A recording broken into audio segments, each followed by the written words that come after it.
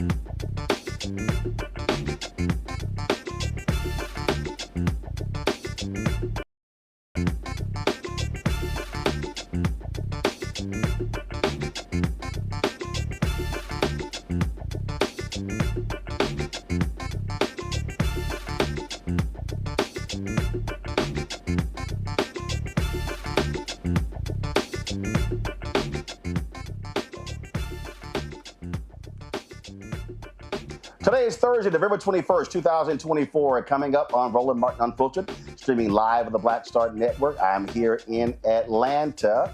Folks, with every Trump administration appointment, we're seeing Project 2025 taking shape. Janai Nelson, the president and director-counsel of the Legal Defense Fund, will be joining us to explain how Donald Trump's cabinet picks could impact Black America.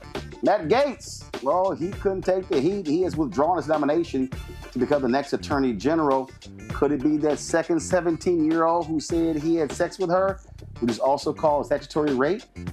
CNN has uncovered audio of Robert Kennedy Jr. comparing Donald Trump to Hitler and calling his supporters belligerent idiots and outright Nazis. No lies told. The Illinois Supreme Court overturns Jussie Smollett's conviction in his hoax attack trial. Plus, the Justice Department says the Trenton, New Jersey Police Department has a pattern of misconduct. We'll give you those details. Plus, here in Georgia, a former cop who shot an unarmed black man wants a judge to throw out his murder charges. The president of Atlanta's NAACP will give us an update on the Jimmy Atchison murder trial. Plus, a Texas jury awards nearly $100 million to the family of Bolton John, who was killed by a former Dallas police officer. Folks, it's time to bring the funk. I'm Roland Martin Unfiltered on the Black Star Network. Let's go. He's got it. Whatever the miss, he's on it. Whatever it is, he's got the scoop, the fact, the find. And when it breaks, he's right on time and it's rolling. Best believe he's knowing. Putting it down from sports to news to politics. With entertainment just for kicks, he's rolling. It's on go, roll, y'all. It's Roland Martin, yeah. Rolling with Roland now. He's funk, he's fresh, he's real, the best, you know he's Roland Martin now.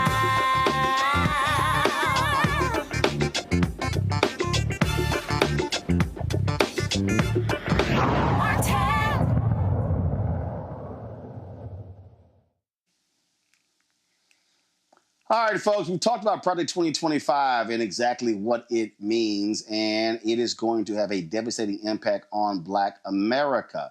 But how much? Well, let's talk to Janai Nelson. She, of course, she's the president and director counsel of the Legal Defense Fund, and she joins us right now from New York. Janai, always glad to have you here.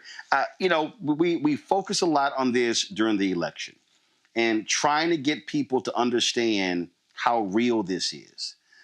Republicans knew the impact, so what did they do? Oh, no, absolutely not. I mean, it has nothing to do with Donald Trump, and he disavows that. He said, I don't want to read it. Oh, he has his own Agenda 47. But the reality is we all knew he was lying, they were lying.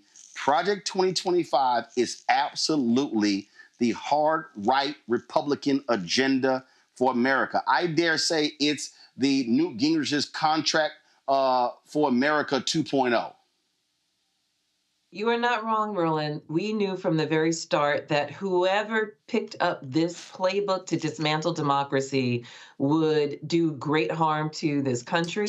And we took Donald Trump at his word. He said this wasn't his playbook. We analyzed it. We said whoever implements this would be doing a great disservice to the future of our multiracial democracy. And what we did at the Legal Defense Fund was translate Project 2025 into a report that people could digest, because remember, it's 900 plus pages. So we analyzed it, and we wanted specifically to point out what the impact would be for Black communities. Of course, we hope that would never come to pass, but now that we have an administration about to be installed in January, we know that those threats have now become real, and at least we know what they are, and we are prepared to counter them and disrupt them and defend against them with every possible tool in our arsenal. So obviously there's a legal front that exists there, but let's also be honest. When he was last there were more than 200 federal judges that were appointed. You have a hostile Supreme Court, frankly, a right-wing Supreme Court. You now have Republicans controlling the House, the Senate, controlling the presidency. And then, of course, you also have Republicans controlling state legislatures and all the things that are happening there. And I think that what has to, from my vantage point, what people need to understand, the assault on the federal workforce, the assault on programs, whether it's education, whether it's environmental, the absolute assault on civil rights. We already see in terms of where they stand and what they're talking about when it comes to DEI. They want to get rid of every program that, and it's not like they've been the greatest in the world for Black people, but the programs that have allowed for us to be able to increase economically, educationally in society, they want to wipe all those programs out. And so people need to understand that this is not just a Trump thing. This is literally an effort from that they want to institute federal, state, county, city, school district, and we're already seeing it happen in Texas colleges, Florida colleges, how they also are going after what's happening in corporate America. This is a wholesale assault on, frankly, the apparatus that has been beneficial to Black folks and other minorities. That's absolutely right. We are going to be battling on every single front at the federal level, which we know they are stacked against us because there's complete control of Congress forthcoming. The next Congress, the 119th, will be an extremist Congress. It will also have, though, the first two Black women senators, Senator Also Brooks and Senator Blunt Rochester, who will be serving for the first time. I want to make sure that we don't forget some of the gains that we've made along the way and the power that we can exert. But the reality is that Congress is locked up by conservative extremists, and we need to recognize that the ability to get the legislation needed passed that will preserve our democracy is now extraordinarily difficult, if not impossible, which means that our game at the state level and local levels needs to be aggressive. We need to mobilize, we need to organize, we need to understand every lever of power at state and local levels, and not to give up the fight at the federal level. We saw today, for example, that when we push back on extremist, unqualified, sycophantic nominees like the one Matt Gaetz, who was suggested to become the next U.S. Attorney General, that with enough pressure and enough exposure about the weaknesses of these nominees, we can force their hand, and Matt Gaetz withdrew. And that's very important because the bar has been set so very low that President-elect Trump believes he can put almost anyone in charge of our most important federal agencies. And if you had any regrets about the way you went forward with your vote to install a new government that's hostile to democracy, you need to be standing up right now and demanding qualified nominees for our agency cabinet members who care about the rule of law, who will uphold civil rights, and who will uphold the Constitution. I have not seen a single nominee that fits that bill and who is actually qualified to be part of our federal government leadership. You talked about not giving the fight up on the federal level, but I do want to go back and talk about the state level. And the reason I want to talk about that is because I don't think people really understand why, from a legal standpoint, why these state Supreme Courts matter. So we just saw in this election gains with the Kentucky Supreme Court, the Michigan Supreme Court. Allison Riggs is holding on to her seat on North Carolina Supreme Court. Anita Earls is going to be up for re-election in 2026, but in 2028, there are 3 Supreme Court seats in North Carolina. If folks focus on that, literally, that court could flip back Democrat. Now, how does that now impact it? Well, when the Democrats control the North Carolina Supreme Court, they ruled against political gerrymandering. It used to be Republicans had a 10-3 advantage on the congressional level. It then went to 7-7. Republicans now control it. It went back to 10-3. That's 4 seats. Those 4 seats are how the Republicans have the majority, how they control the House, just that one state. You not go to Wisconsin. We saw what happened when when the Democrat won in Wisconsin for the state Supreme Court race. There's another seat, that's an open seat that's up in April. And so I think while people are sitting here and being, despondent and people are just upset, angry, and sad, what I keep saying is you can't listen. The next presidential race isn't until 2028. The next congressional race isn't until 2026. We need to be thinking, and as you said, mobilizing and organizing around these crucial state races and do pickups here, here, here to understand how you begin to piece this thing back together, if you will. No, you're absolutely right. We have got to be focused on state and local elections, and state legislatures matter, governors matter. All of the elections up and down the ballot at the state and local levels are key. And you're right, the balance of power can tip in any direction. For our purposes at the Legal Defense Fund, we are not partisan, so we are not focused on which party has control. What we care about is Black voters having control of their destiny. And so we want to maximize political power for Black voters, primarily across the South and across the country, when they have an opportunity to build and amass political power, either through mobilizing and organizing or through changing the lines to make them fairer, as we did at the congressional level in the state of Alabama, where we secured a second Black opportunity district 2 years ago in the Supreme Court. And I'm so delighted to say that Black voters in Alabama voted in that congressional district, and they elected a candidate of their choice, Shamari Figures.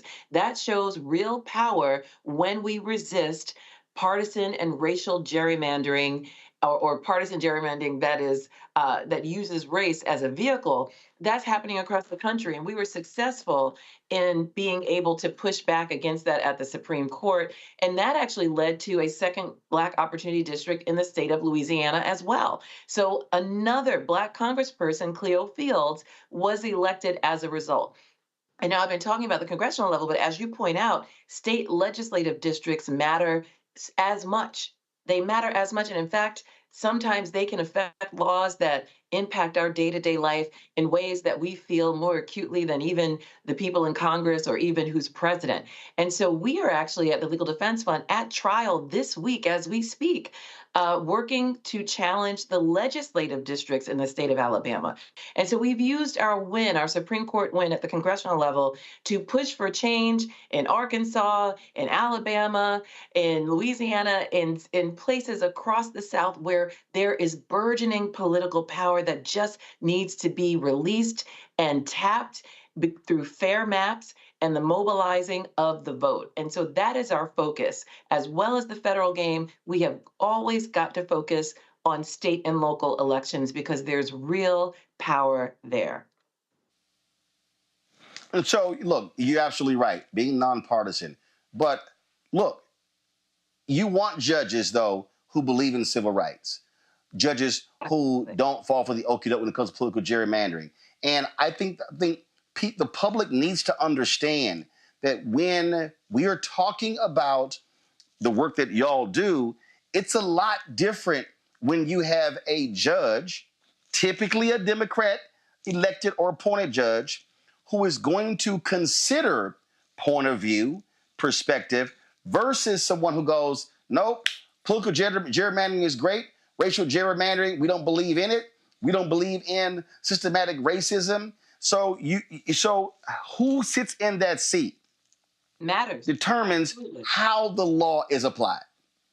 No question about that. And we often talk about the federal judiciary, which is extremely important, but there is so much work happening in state courts, your criminal courts. Most prisoners, most people who are incarcerated or deal with the criminal legal system are dealing with it at the state level. Most people who are sentenced to capital punishment are sentenced at the state level. So many small claims and business claims and important state rights issues are litigated at the state level. So you are absolutely right that state courts matter. Those judges that you see on your ballot, and you may not know the names of those individuals, you need to look at them with as much care and consideration as you do the members of the Supreme Court.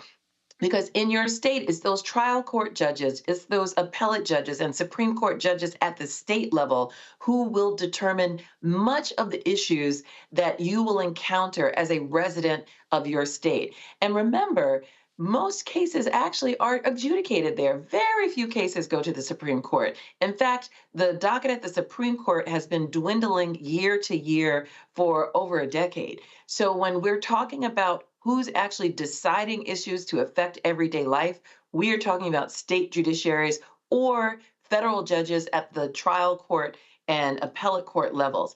And that's another reason why we're focused not only on state judiciaries, but we are focused on the federal government. And we want to make sure that in the time we have left with the Biden administration, that we do not leave vacancies on the federal court, that we move forward the 23 pending nominees with as much swiftness as possible.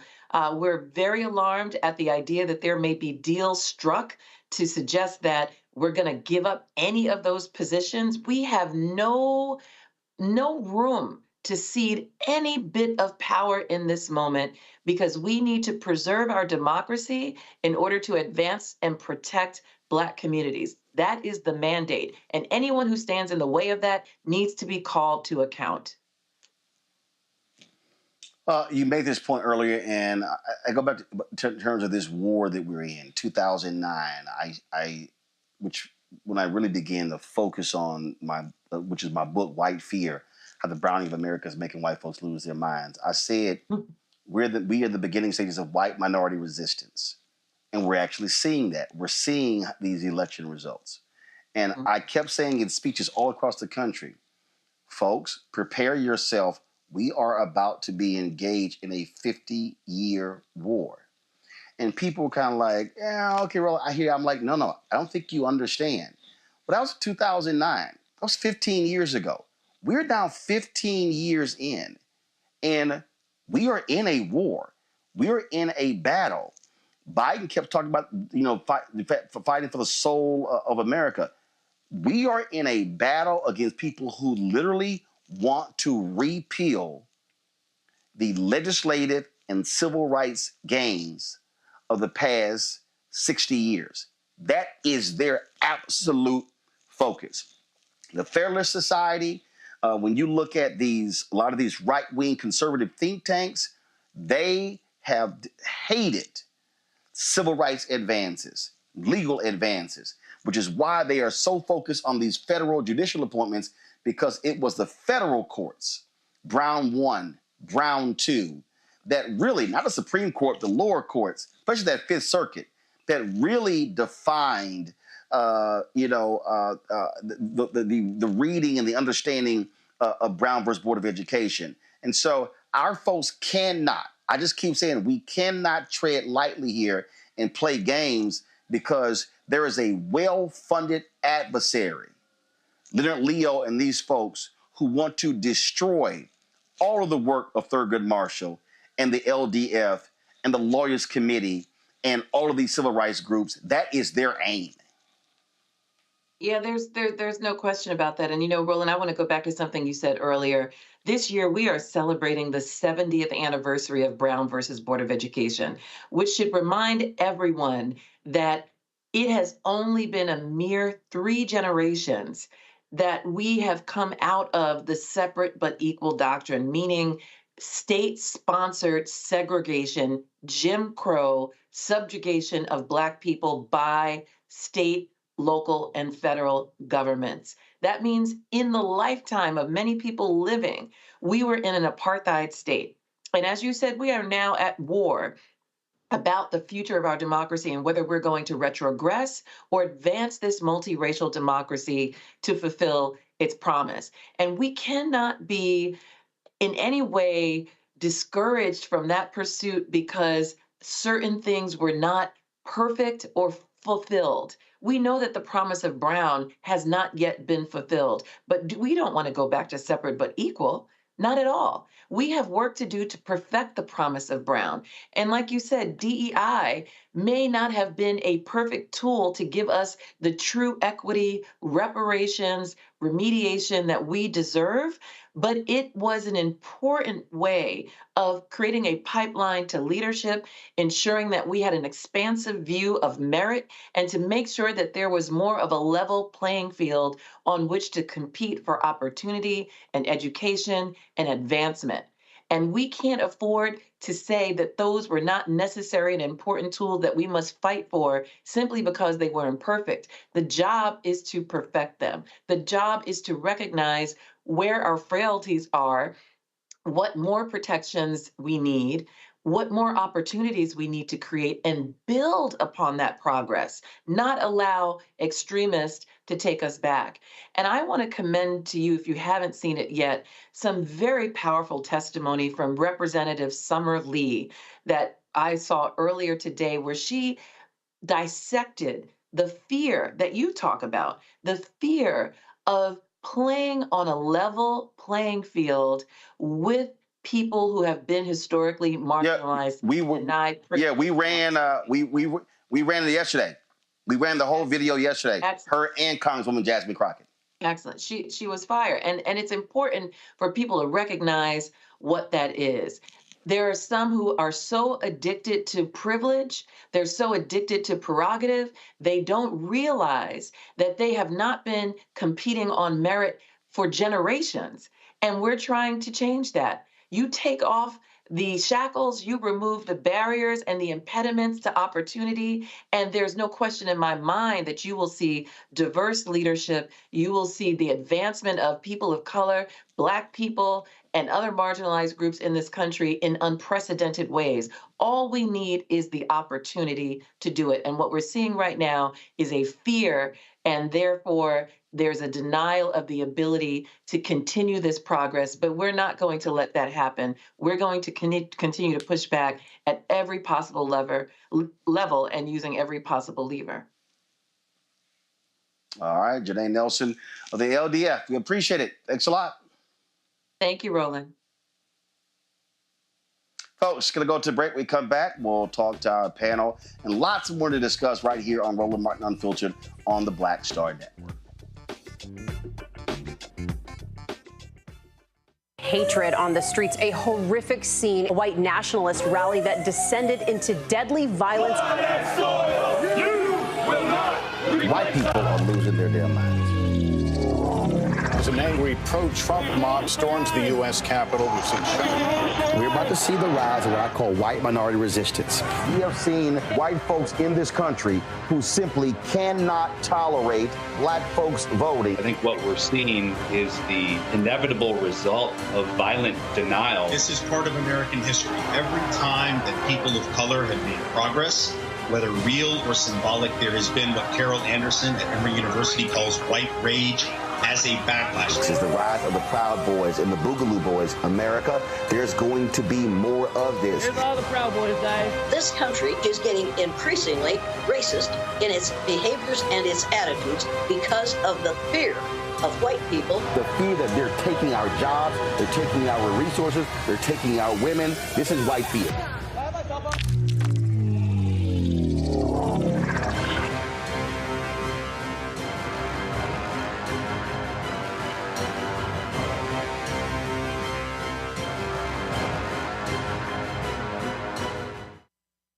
Hi, I'm Isaac Hayes III, founder and CEO of Fanbase.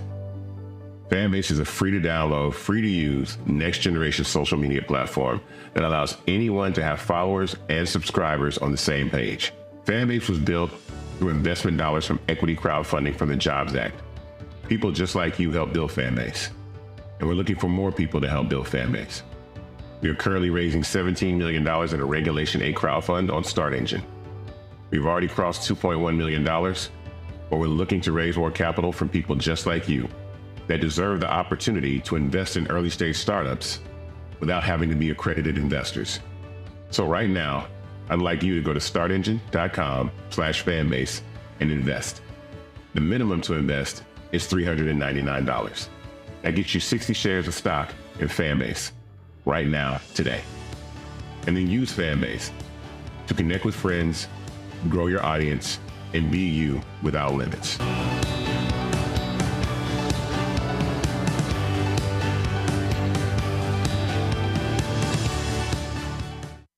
Now that Roland Martin is willing to give me the blueprint, hey, Cyrus, I need to go to Tyler Perry and get another blueprint because I need some green money. The only way I can do what I'm doing, I need to make some money. So you'll see me working with Roland. Matter of fact, it's the Roland Martin and Cheryl Underwood show. Well, should it be the Cheryl Underwood show and the Roland Martin show? Well, whatever show it's going to be good.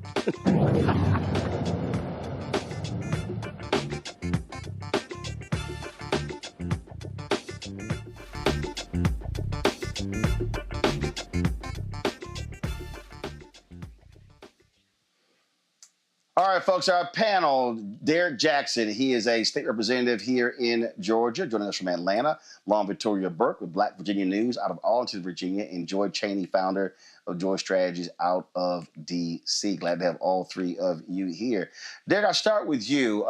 What I was saying there with Janai, we really need to understand, and I think people need to understand that what we are seeing, this is real.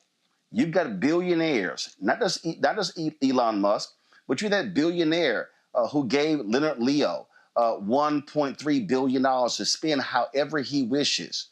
And he is funding, they are literally funding this infrastructure changes. This goes beyond the Federalist Society. And so we can't be willy-nilly about what is happening all around us. There is a clear and present danger of the right wing who wants to attack anything and everything that Black folks have benefited from. It's right there in our faces. Mm-hmm. You know, Roland, it's amazing how you have been sounding the alarm since Taraji mentioned Project 2025 back in June. And now we're starting to see their game plan with all the Trump picks. I mean, these are unqualified individuals. And so it's not going to just impact Black people, it's going to impact America. I mean, you know, just listening to you and Janai Nelson, I started writing down some notes on just the Supreme Court. Let's just take the Supreme Court, for example.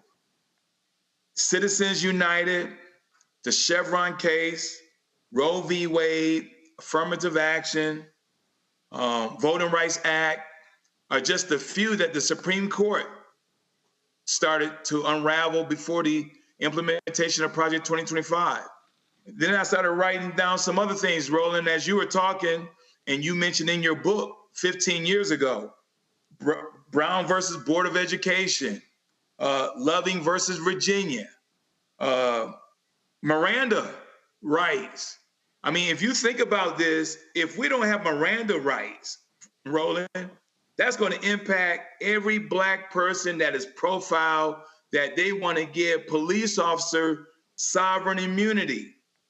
And so when you start to look at where we're about to head into starting January, the gravity of this is not just the unbalance of checks and balance in our government system.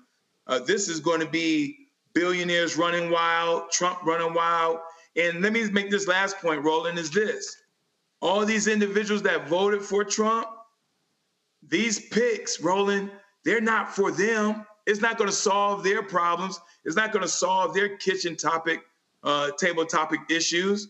These things are solely for Trump. It has nothing to do with the 74 million people that said, yes, he's our guy. We voted for him. They're about to see the unraveling of this, the protections that America have for them. You know, Lauren, I listen to a lot of these brothers and sisters, Black folks who are MAGA Trump supporters. They talk about, what they want to get financially and how things are going to happen. And I'm sitting here going, do y'all understand? They are not trying to help you financially. They are not trying to help you launch businesses. They're not looking to expand SBA loans to Black entrepreneurs. And all of these people They don't even realize that the programs that have been created, that they have been able to take advantage of, they want to get rid of them. And I'm like, I don't know what world y'all living in, but that's exactly what Project 2025 and the Republican agenda is all about. Yeah, and they couldn't even be bothered to even hire like Byron Donalds or Tim Scott into the cabinet on a very insular and individual level. You don't even see them, helping anybody that actually helped Trump's campaign, to this point, much less a group think about African Americans in general. Typically in a Republican administration, there is a group of Black Republicans who does see some benefit. We've yet to see what group of Republicans that's going to be. We haven't seen anybody yet. I happened to see Byron Donalds yesterday on Capitol Hill, and he kind of looked sort of glum, and then he did an interview last night where it seems like he's sort of left out in the cold with regard to a administration appointment. But obviously, this is a culmination of really the Southern strategy that started in the late 60s. It's the culmination of Roger Ailes being an aide to Richard Nixon, and then, of course, going on to start Fox News. It's the culmination of the planning of Leonard Leo and the Federalist Society, and you can see that the Republicans play a long, long, long game, and the Democrats are nowhere near catching up to that, not even figuring out on a basic level maybe a 4 or 5 year strategy. And that's been a huge problem. And I'm not sure what is in store for the DNC or the Democratic Party in general with regard to leadership, but their leadership is not strong enough and not modern enough at this moment to go up against what they're going up against, which is a system of lying and disinformation and deliberate misleading of the public, which works in this media environment with a media that is very not up to the job of keeping up with misinfo and disinfo and lying and everything else. And so what this is, to me, is a moment where they are now going to control, of course, all 3 levels of government. And I think they're going to use that control to the maximum, to the absolute maximum. I mean, this is a group that returns again.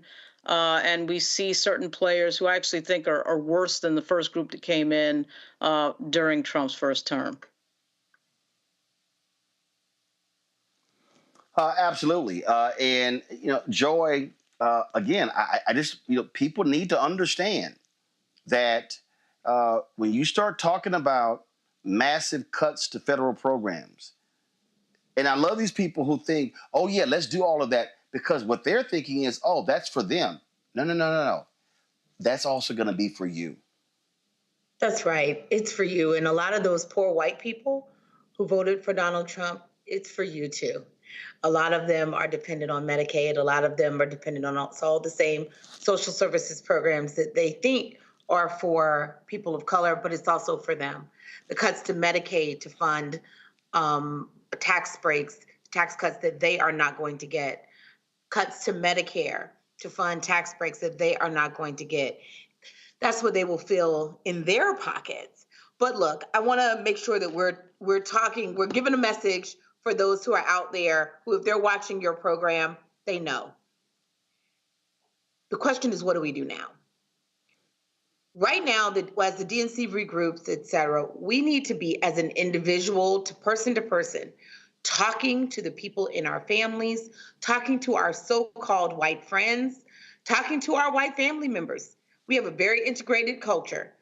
Talking to the people who are in our lives and explaining to them what they're going to see, explaining to them the consequences of a vote for Trump or a non-vote, and really, as he disappoints them, underscoring what level of mistake this was. Donald Trump is a cult leader. Part of that is there too. There is no logic here, and I think we keep trying to understand it with logical terms, but the fact of the matter is he is a cult leader that is feeding white supremacy, a feeling of anger that the world isn't what it was promised. And therefore, they're taken in by him. This is classic. We understand this. We need to be talking to our own people and trying to deprogram them through loving communication and direct communication. And I know that's not always what we do here, but I hope I'm talking to everyone in my life who may be on the fence. When people come talk to me about transgender people and stuff like that and distractions, I correct them lovingly and I walk them through it. because that's the work that we got to be doing in the next couple of years. Yep. All right, folks, hold tight 1 second. We come back. I'm going to play for you.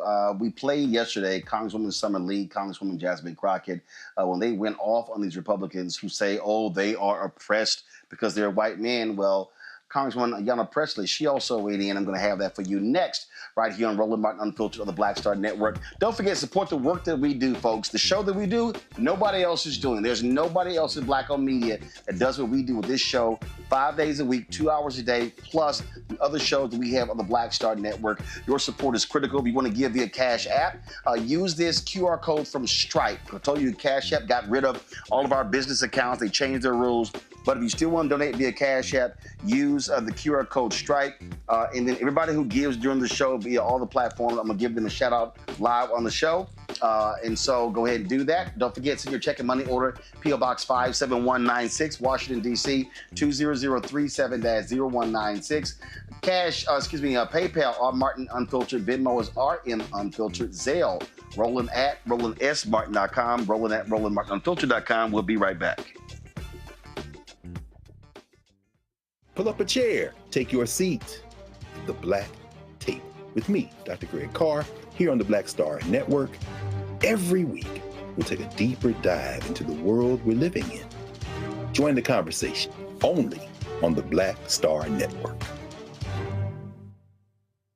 Hi, I'm Dr. Jackie Hood Martin, and I have a question for you. Ever feel as if your life is teetering and the weight and pressure of the world is consistently on your shoulders? Well, let me tell you, living a balanced life isn't easy. Join me each Tuesday on Black Star Network for A Balanced Life with Dr. Jackie. We'll laugh together, cry together, pull ourselves together, and cheer each other on. So join me for new shows each Tuesday on Black Star Network, A Balanced Life with Dr. Jackie.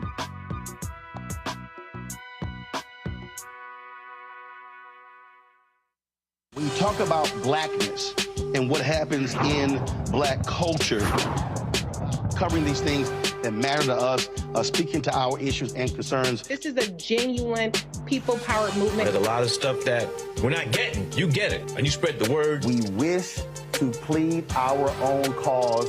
Too long have others spoken for us. We cannot tell our own story if we can't pay for it. This is about covering us. Invest in Black-owned media. Your dollars matter.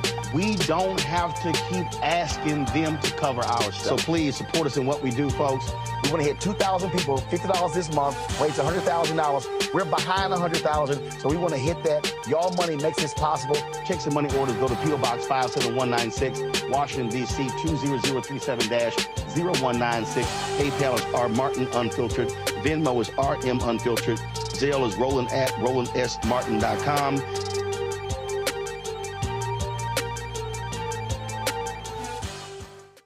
This is Reggie Rock Byford.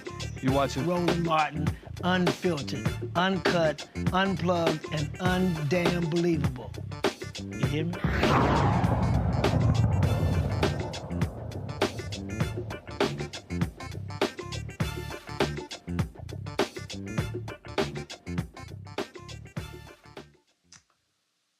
Folks, Black women on the House Oversight panel have been given the heat talking about DEI, Republicans doing their usual nonsense. Well, here's Congresswoman Ayanna Pressley giving her 5 cents in 5 minutes. Of course, Summer Lee and Jasmine Crockett did the same yesterday. We wanted to show you what Pressley had to say. Check this out. This bill titled the Dismantling DEI Act is an utter disgrace. Having sat and read the text in preparation for today's markup, I have yet another example to tell my constituents about the unserious work of the Republican Party. Now, I'll work with anyone serious about progress who wants to center the people who call this country home. This isn't it. The Committee on Oversight has the broadest jurisdiction in the entire House of Representatives to investigate any topic it chooses, but we are debating legislation that denies the sky is blue, water is wet, and racism is real. The major provision of the bill says to ban anything that acknowledges racism. And a few pages later in the exact same bill, there are multiple provisions discussing the presence of racism. This Republican approach is as predictable as it is nonsensical. On one hand, they're saying that racism does not exist. On the other hand, they are saying there is rampant reverse racism. Well, how do you reverse something that never existed in the first place? Riddle me that. While this Republican policy may have a new name, it's the same old tired game. Look, y'all are entitled to your opinions, but not a denial of the facts. Do you all know your history? Do you know American history? The original Constitution counted enslaved individuals as 3/5 of a person. During World War II, the federal government forcibly relocated and incarcerated 110,000 Japanese Americans. The FHA practiced redlining in the 1930s and 60s to deny mortgages to Black Americans, which is why we have a racial wealth gap today. I could go on. The GI Bill, which is supposed to be race neutral, denied access to Black Americans, denying them equal access to education and housing benefits, which is why we do not have generational wealth. Don't talk to me about merit when those Black servicemen fought for our freedoms. And I'd also just like to take a personal note of privilege to say, please keep Dr. Martin Luther King Jr.'s name out of your mouths. Yes. Your perversion of his words and his mission when his children have asked you to stop invoking his name and perverting his work when he was a proud and unapologetic Black man fighting for equality for Black Americans and all marginalized people. So you all are entitled to your opinions, but not a denial of the facts. But I'm not surprised that you would deny American history. What I am, though, is committed. Committed to speaking truth to power, committed to standing up for marginalized communities and vulnerable people, committed to ensuring that everyone has equal opportunity to buy a house, to work a job, to pursue higher education, and to live in a society that is fair and just. A colleague across the aisle invoked the phrase of, we must do everything to stop government-sponsored oppression. Well, I've just enumerated numerous examples, which is exactly why we have legislation and an executive order to reverse this harm. And that is why I'm committed to opposing this bill and urge my colleagues to do the same.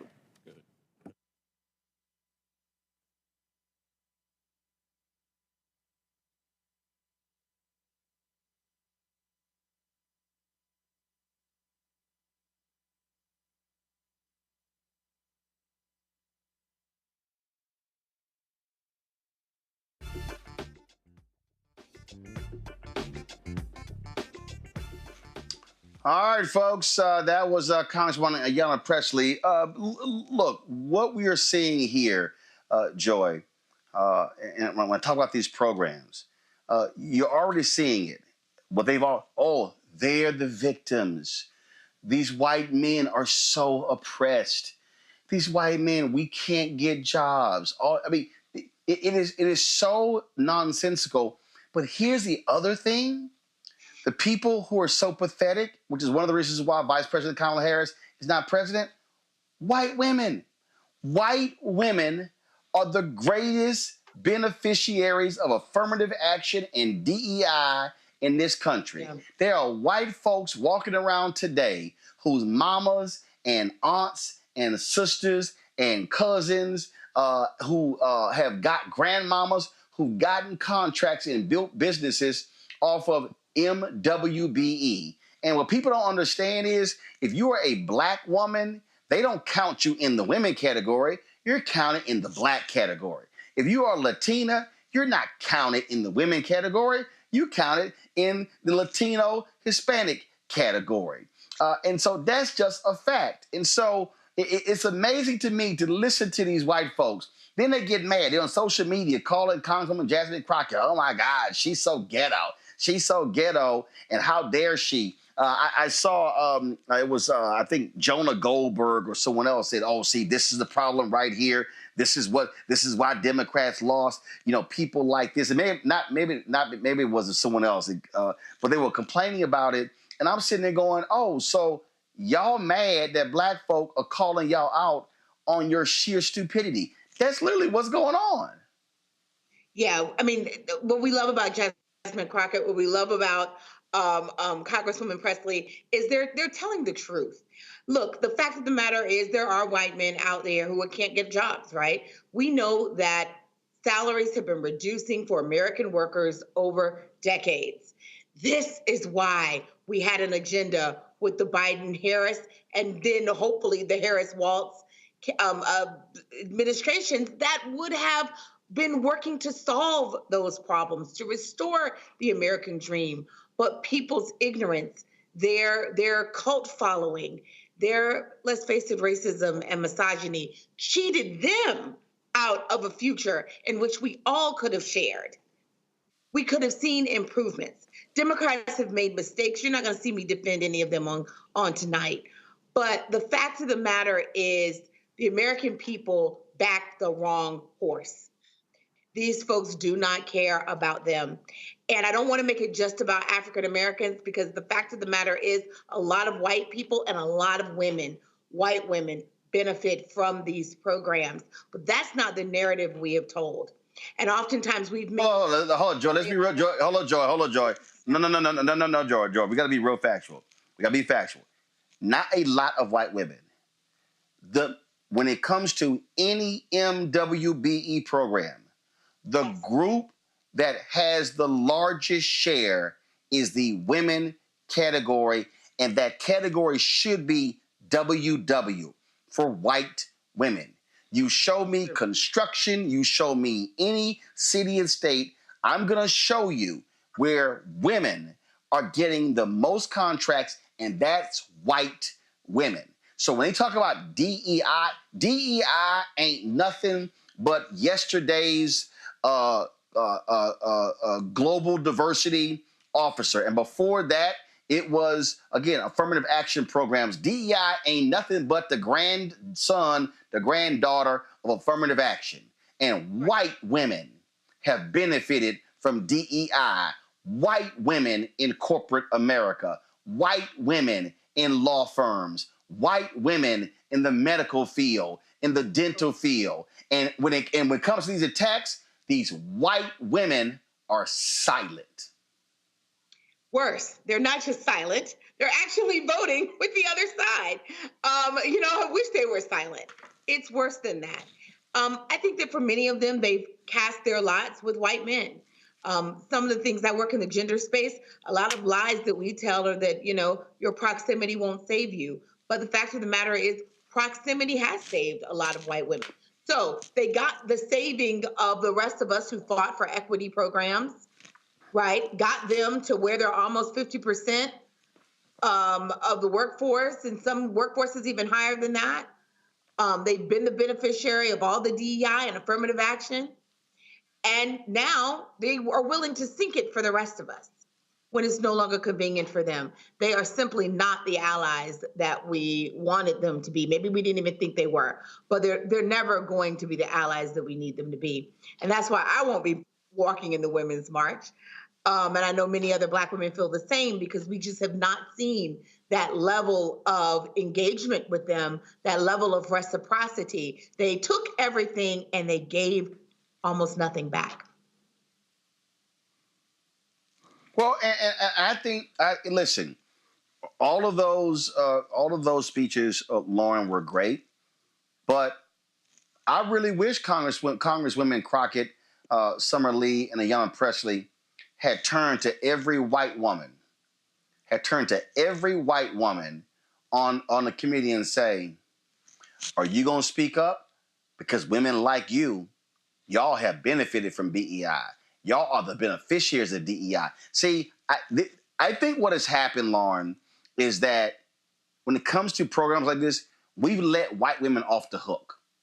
Typically, it's Black folks who are defending these programs. Nah. We got to call that thing a thing and say, y'all have been benefiting. It's white women walking around who go, we don't benefit from affirmative action. Oh, yes, you do. And so it's time to put folk on Front Street, Lauren.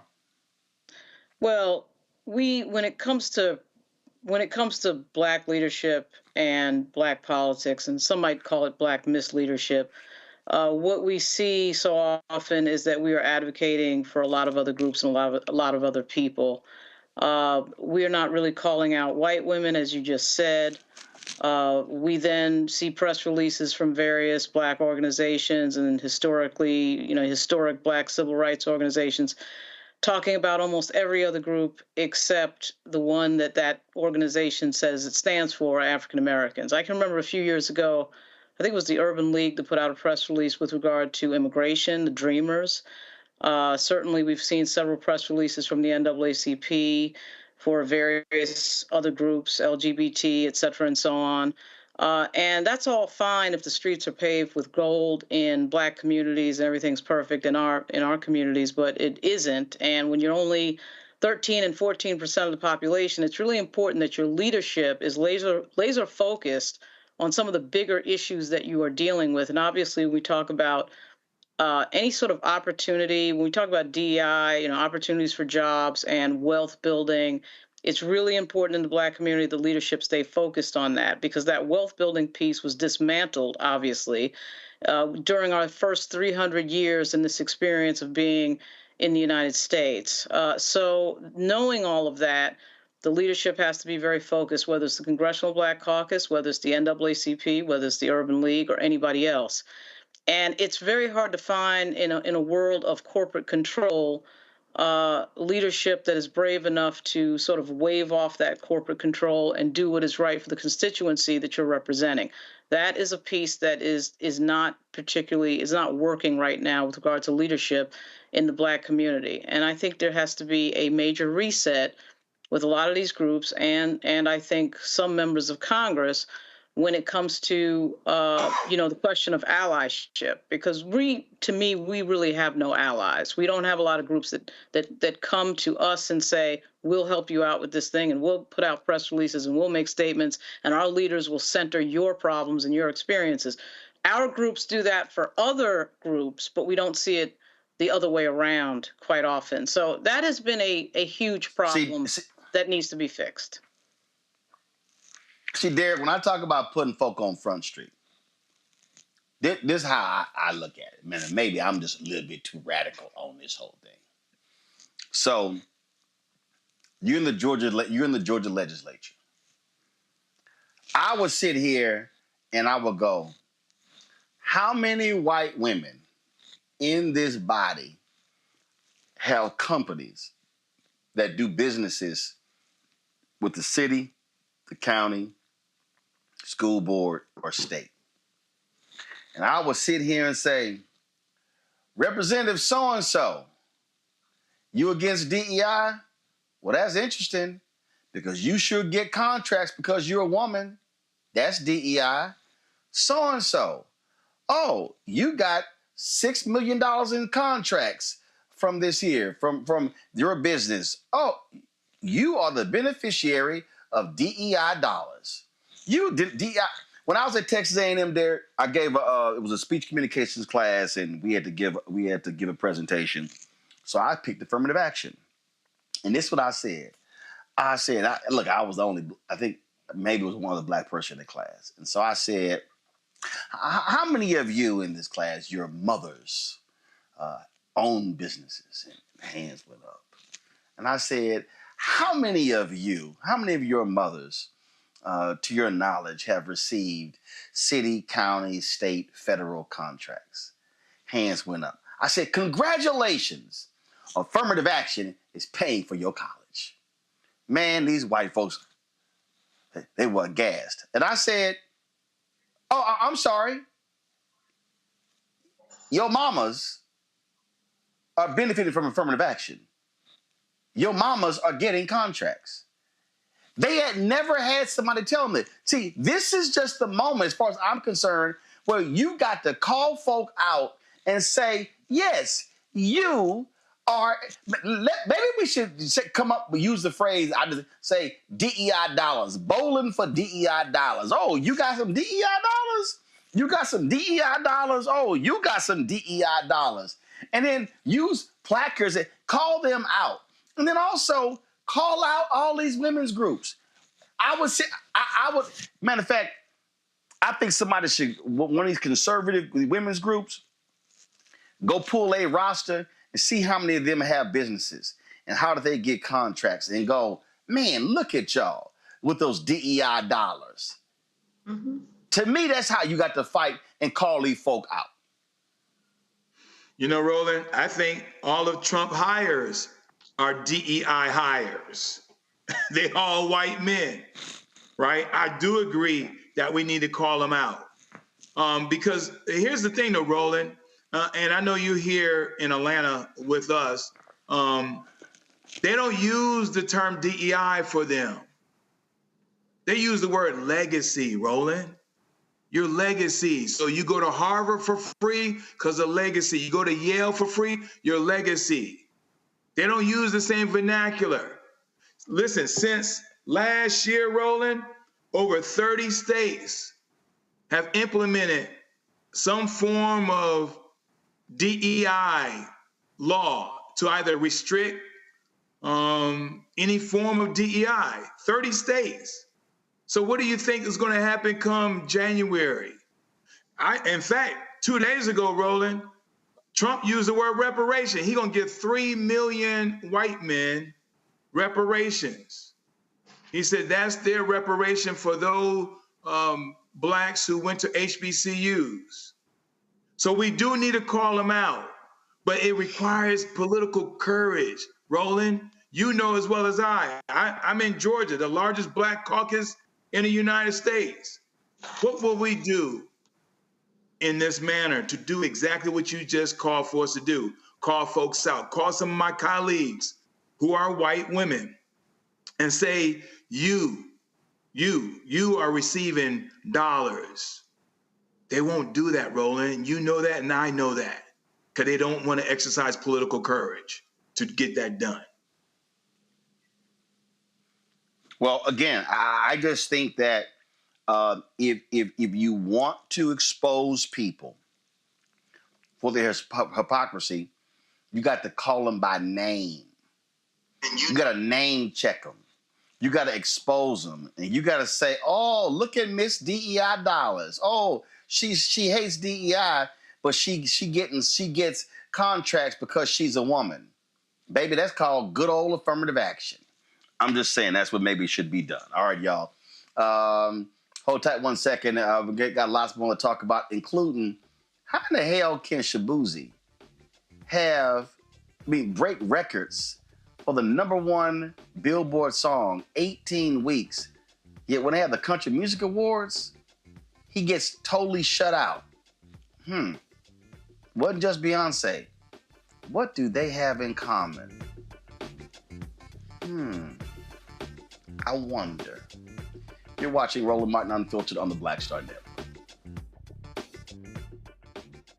When you talk about blackness and what happens in black culture, covering these things that matter to us, speaking to our issues and concerns. This is a genuine people-powered movement. There's a lot of stuff that we're not getting. You get it, and you spread the word. We wish to plead our own cause. Too long have others spoken for us. We cannot tell our own story if we can't pay for it. This is about covering us. Invest in black-owned media. Your dollars matter. We don't have to keep asking them to cover our stuff. So please support us in what we do, folks. We want to hit 2,000 people, $50 this month, raise $100,000. We're behind 100,000, so we want to hit that. Y'all money makes this possible. Checks and money orders go to P.O. Box 57196, Washington, D.C. 20037-0196. PayPal is R Martin Unfiltered. Venmo is RM Unfiltered. Zelle is Roland at RolandSMartin.com.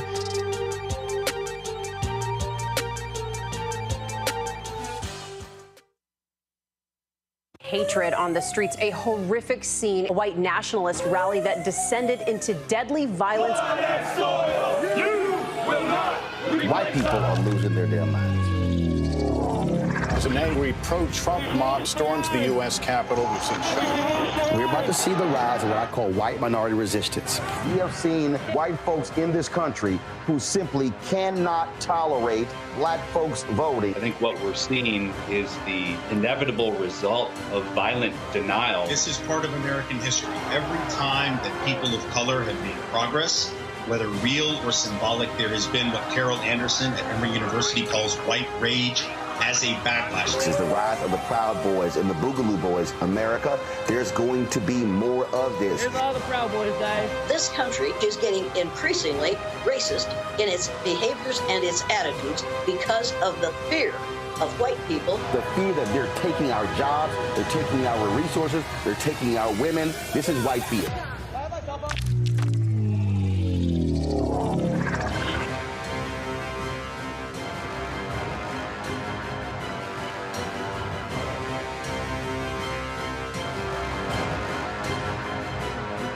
Hey, this is Motown recording artist Kim. You are watching Roland Martin Unfiltered.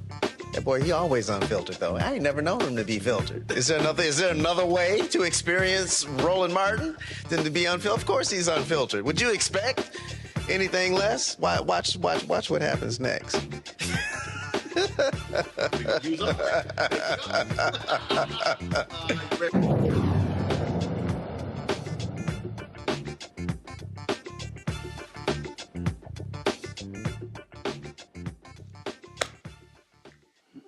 Well, Donald Trump has just announced he's picked former Florida Attorney General Pam Bondi to be his Attorney General pick after his first choice.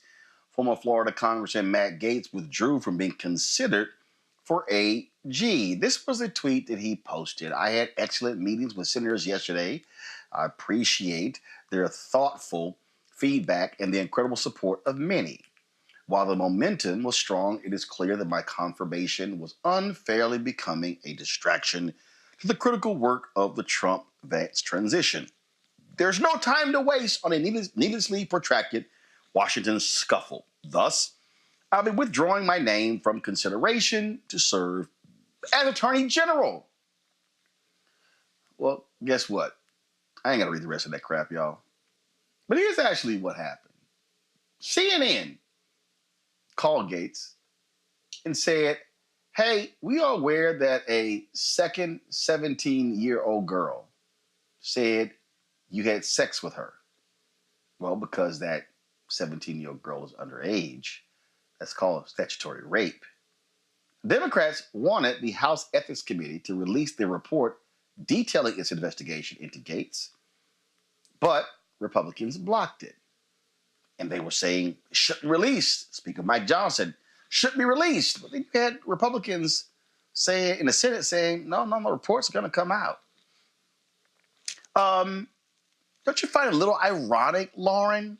45 minutes after CNN placed that call and said that was a second 17-year-old who said not only did he have sex, that he also engaged in a threesome with that 17-year-old, that Gaetz was like, yeah, I need to go back home. Obviously, it wasn't a coincidence that that phone call came in from CNN, and then, of course, Gaetz withdraws his nomination. He's been living with these allegations for, I think, about 3 or 4 years now. It was effectively announced in the media 2 or 3 years ago that, I think it was the Daily Beast that came out with a story and said they had certain documents, they had certain sources that were saying that all this is true. Yet here we are 3 years later with no charges and allegedly, I guess, an investigation at DOJ by one of my least favorite members of the Biden administration, Merrick Garland. Merrick Garland is an absolute disaster. And I would just say that I am obviously not a fan of Matt Gaetz. I think Matt Gaetz is crazy. I've seen some of his antics up close from the press gallery in the U.S. Capitol. At the same time, I'm not a big believer in believing anything in this world that we live in, of anybody saying anything and misinfo and disinfo and no charges. And so if everything it's alleged is true, then I'm confused as to why there are not criminal charges that have been filed against the former congressman from Florida. And after seeing what happened to the 41st Lieutenant Governor of Virginia, Justin Fairfax, who I was working for at the time in Virginia in 2019, I don't believe anything until there's an investigation and the police are involved and there's a thorough read of everyone's testimony under oath. I just don't. I'm not a fan of Matt Gaetz, but I'm a little confused as to why it is we're sitting here year after year. DOJ looked at this and then comes up with nothing. And then we have this moment right here. I mean, maybe it's true. I don't know. But I'm a little bit tired of this sort of routine of having no professional investigation. We have people who investigate things in this country, particularly with regard to sexual crimes. And yet this is always regulated to a discussion in the media and a Jane Doe and all this other stuff. I want facts on the table. I want an investigation. And I want all parties to be heard. But I'm not a fan of this. I'm just not. And that's just where I stand, because I've seen it up close. And I think you're right, Roland. Certainly there's a correlation between the phone call to CNN and him resigning.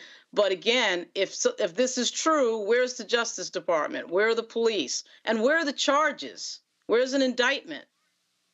I don't get that. That's confusing to me. Well, but here's the deal, though. I mean, look, the reality is this, Joy, and we see this all the time. We know that there are prosecutors who, we don't have enough. We don't have enough. We don't have enough. We know even on for the feds, it's like if they don't have a guaranteed win, they're not going to charge. But there were other people who were buddies of Matt Gaetz, who did plead guilty. We also know how they protect members of Congress. And here's the other deal. This is real simple. If there was no smoke here, why did Republicans fight so hard not to have it released? See, that's the real deal here. See, what these folks are doing is they know exactly what's going on, and they have their moral, righteous indignation. But it's amazing how when one of theirs, we can just overlook all of those things. No, just shut up, confirm them. Nah. Not happening. Not happening at all. Well, let's be clear. What happened behind the scenes is a lot of Republicans also came to President Trump and said, this is going to be a nominee that's not going to make it across the finish line. And therefore, that also was a reason. CNN, political pressure from the inside.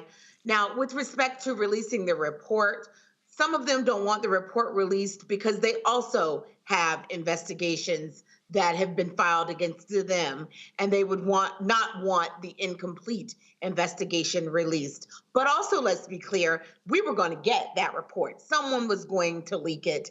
Whether they considered themselves just a rogue agent or a whistleblower, someone was going to release that report. We knew we were going to get it, that the walls were closing in on Matt Gaetz, if you believe he was real to begin with. Because the fact of the matter is Pam Bondi is going to sail through confirmation because he has been, once you have Gaetz stopped, senators are going to be more inclined to accept whoever Trump's replacement is, in this case, Ms. Bondi, who is a credible pick from Trump, especially compared to the yahoos and the clown car participants that he's picked before. So this might have just been the setup, but they overplayed their hand because there was a second person out there. But the fact of the matter is Matt Gaetz was never going to be Attorney General. Derek.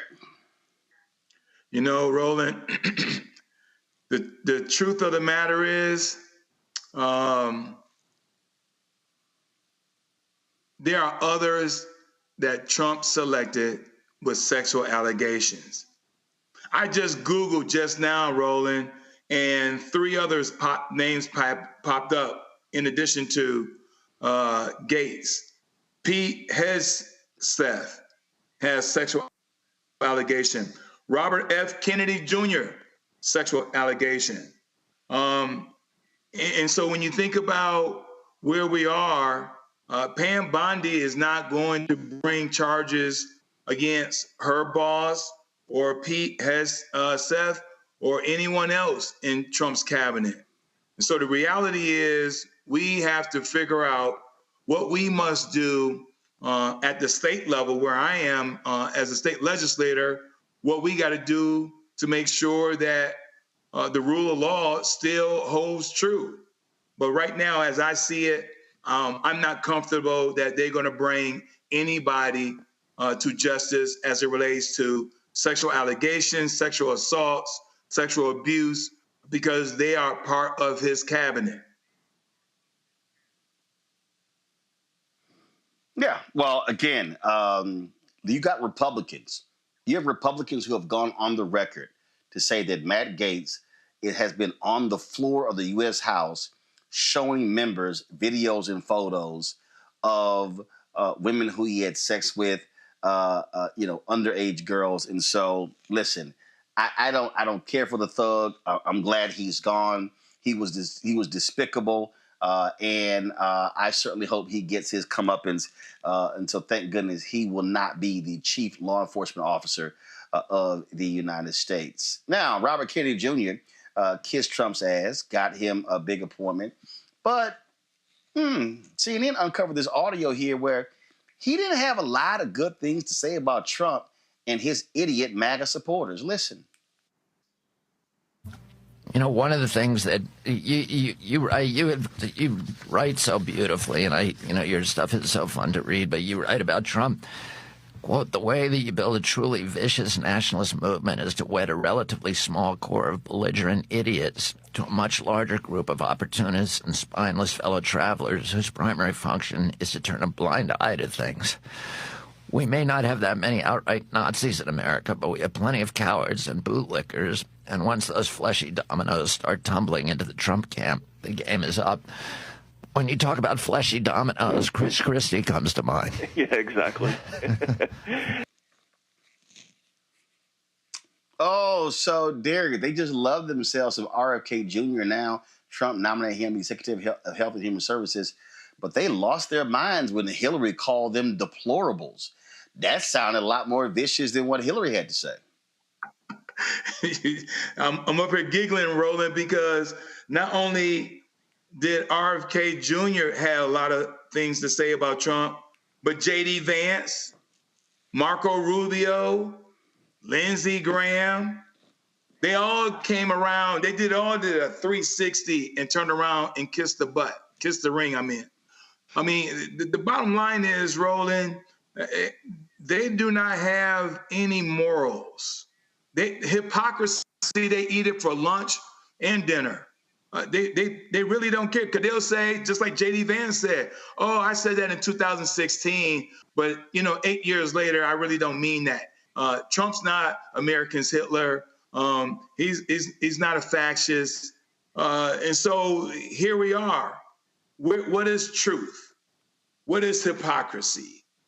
And so in his cabinet, we're going to find, Roland, the first cabinet meeting, we watched it the first time around. The camera's going to span across all of their faces, Roland, and they all going to kiss the ring. How appreciative that they were selected to be part of this cabinet. They're less than a man. Joy, when I listened to how RFK described Trump and his supporters, I was like, no lies told. In fact, you know what? Let's just hear. Hold on one second. Let's just hear it again. You know, one of the things that you write so beautifully, and your stuff is so fun to read, but you write about Trump. Quote, the way that you build a truly vicious nationalist movement is to wed a relatively small core of belligerent idiots to a much larger group of opportunists and spineless fellow travelers whose primary function is to turn a blind eye to things. We may not have that many outright Nazis in America, but we have plenty of cowards and bootlickers, and once those fleshy dominoes start tumbling into the Trump camp, the game is up. When you talk about fleshy dominoes, Chris Christie comes to mind. Yeah, exactly. Whoa, belligerent idiots and bootlickers. Sounds like MAGA. Yes, bootlickers, cowards. I love it. Frankly, look, I'm thrilled to see it, because I think that after Matt Gaetz, RFK is the next person that they're going to pick off, although Trump might do it himself, because everything that he said rings absolutely true. The worm in his brain is working. He is absolutely correct. He has identified himself, and his fellow now, I guess, Republicans. I guess I mean I have to assume he's a member of that party, or at least in name. Now, the real problem with RFK is that we're taking a person who has extremist healthcare views, dangerous healthcare views that have led to the death of people, and we're trying to say he's over HHS. That's the real scourge. But yeah, he never told a lie about the Trump supporter. Well, I just sat here, and what gets me is, Lauren, I love it how these MAGA nutcases, when they go crazy, when people blast them and call them names, and the nasty, vicious, despicable things that they say about other people, they act as if, oh, how dare you criticize us? I mean, they truly are the ultimate snowflakes. Yeah, that's the brand. The brand is we get to say whatever we want. We get to be as crazy and nasty as we want. And then when you give it back to us, we can't take it. I mean, we've seen that year after year after year after year. But oftentimes it is the case that people who are vindictive and negative about everybody else and critical of everybody else can't take any criticism. Somehow that seems to be always the case. I actually think Robert F. Kennedy is going to get through. I mean, if we're going to have a sitting president of the United States who is a felon. I mean, I don't understand why anybody thinks that anyone under him would not get through. I was actually kind of surprised that Gaetz withdrew his nomination. This is their brand. Their brand is we can do whatever we want. We can say whatever we want. We can get felonies. We can break the rules, all that stuff. I think we should remember, though, during the first Trump administration, a lot of these people turned over in a matter of months, and didn't last very long in the positions that they were in. There's a tremendous amount of turnover in the first Trump term, and there's no reason to believe that that's not going to repeat itself. Mm-hmm. All right, folks, let's talk about this story out of Illinois, where the Illinois Supreme Court overturned the conviction of actor Jussie Smollett for orchestrating a hate crime hoax. Smollett's appeal argued that a special prosecutor should not have been allowed to intervene after the Cook County State's Attorney Office dropped an initial 16 counts of disorderly conduct after Smollett performed community service and forfeited a $10,000 bond. Smollett's attorney says the conviction being overturned should not be a surprise. Prosecutions should be based on facts. Prosecutions should not be based on vindictiveness. This was a vindictive persecution, not a prosecution. Let's not make any mistake about that. The Supreme Court was clear. The rule of law and due process have to remain the fundamental process for which the American jurisprudence is run. It is not run by public opinion. Now, we face a big challenge, defense attorneys all around the country, especially in the age of social media, where there's a mass dissemination of information that are not facts in evidence. And the big challenge is holding the line for the rule of law. And that's what exactly this court did, and we're very happy with the decision today. We're very pleased, but it was expected. We shouldn't be surprised. This is the law of the land in this particular state and all around America.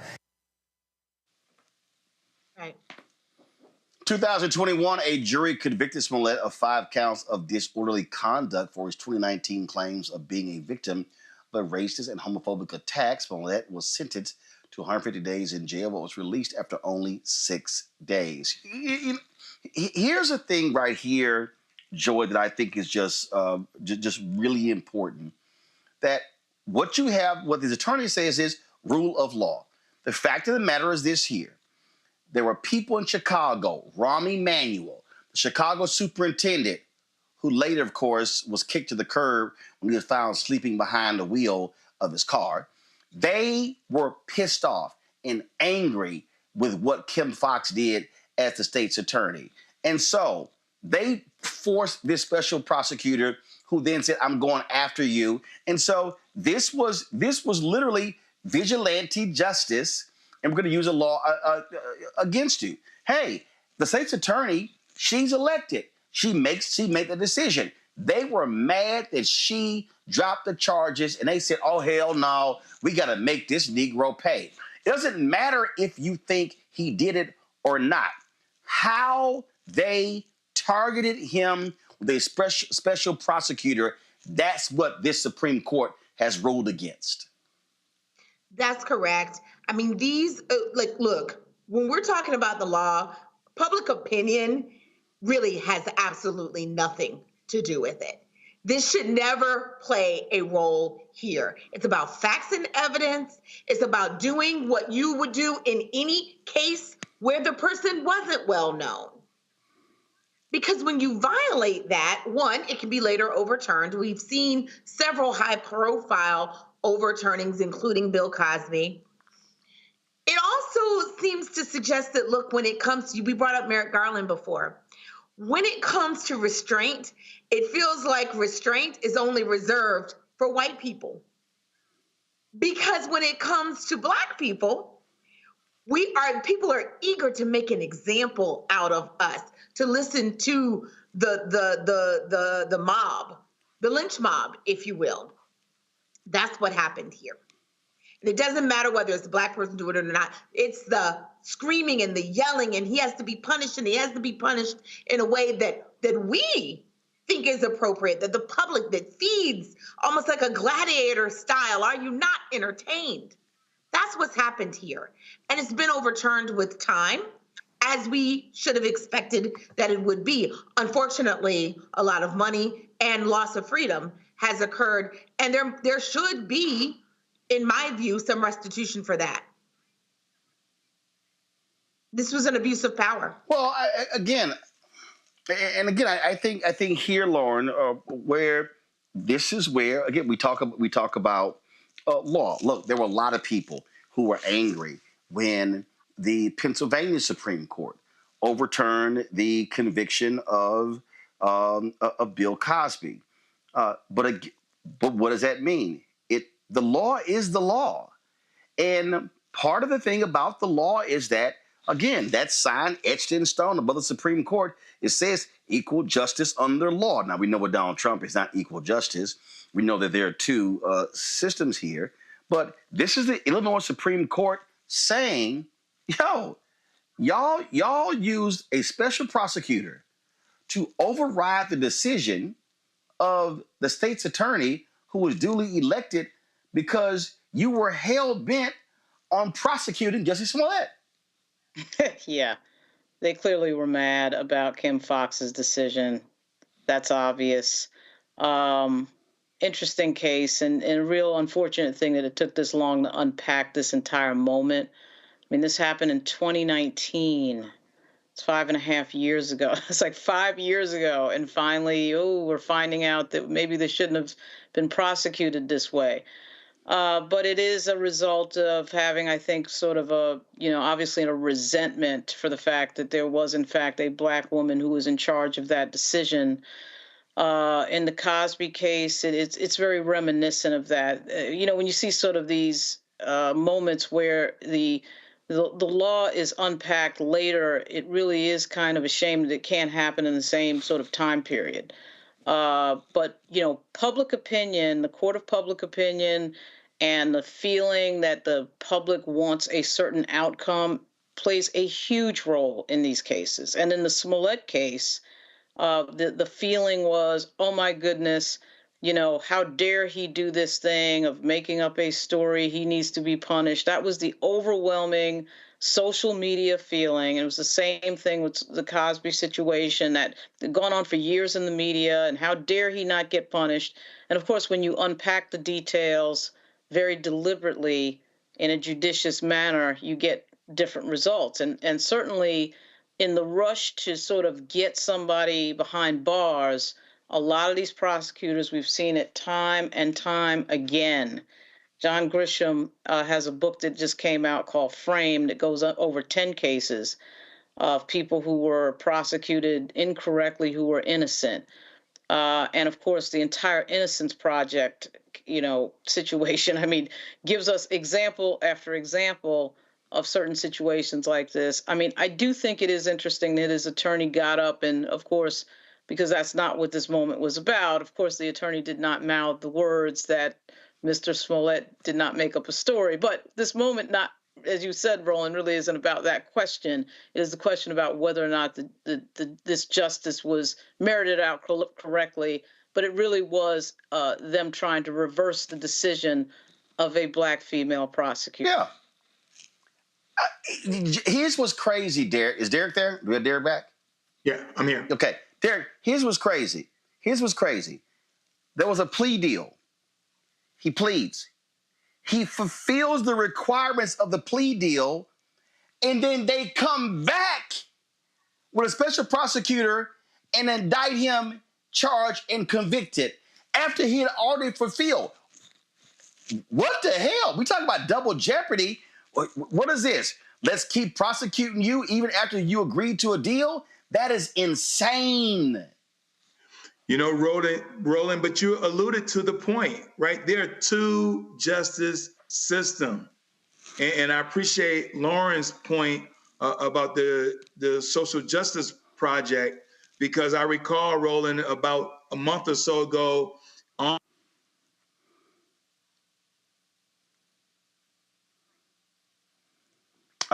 right, folks. Derek, his signal is frozen, so we're going to get that together. Let's do this here. Let's go to a break.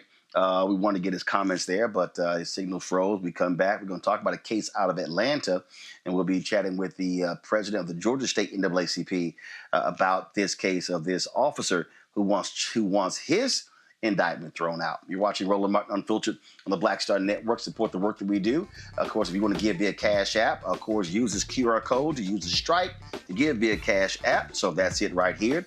Send your check and money order to P.O. Box 57196, Washington, D.C. 20037-0196. PayPal is R Martin Unfiltered. Venmo is RM Unfiltered. Zelle, Roland at RolandSMartin.com. Roland at RolandMartinUnfiltered.com. Hi, I'm Isaac Hayes III, founder and CEO of Fanbase. Fanbase is a free-to-download, free-to-use, next-generation social media platform that allows anyone to have followers and subscribers on the same page. Fanbase was built through investment dollars from equity crowdfunding from the Jobs Act. People just like you help build Fanbase, and we're looking for more people to help build Fanbase. We are currently raising $17 million in a Regulation A crowdfund on Start Engine. We've already crossed $2.1 million, but we're looking to raise more capital from people just like you that deserve the opportunity to invest in early-stage startups without having to be accredited investors. So right now, I'd like you to go to startengine.com/fanbase and invest. The minimum to invest is $399. That gets you 60 shares of stock in Fanbase right now, today. And then use Fanbase to connect with friends, grow your audience, and be you without limits.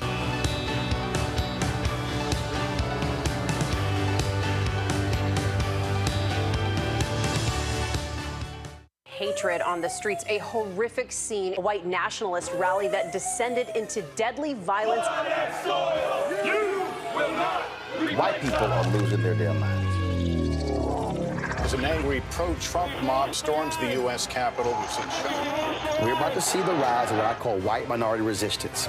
We have seen white folks in this country who simply cannot tolerate black folks voting. I think what we're seeing is the inevitable result of violent denial. This is part of American history. Every time that people of color have made progress, whether real or symbolic, there has been what Carol Anderson at Emory University calls white rage as a backlash. This is the rise of the Proud Boys and the Boogaloo Boys. America, there's going to be more of this. Here's all the Proud Boys, Dave. This country is getting increasingly racist in its behaviors and its attitudes because of the fear of white people. The fear that they're taking our jobs, they're taking our resources, they're taking our women. This is white fear.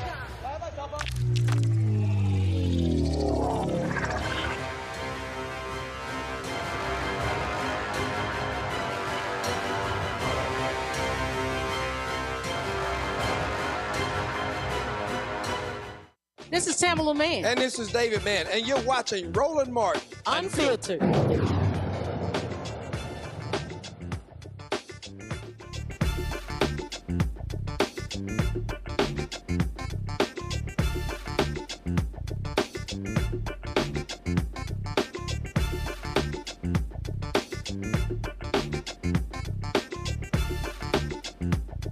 Martin!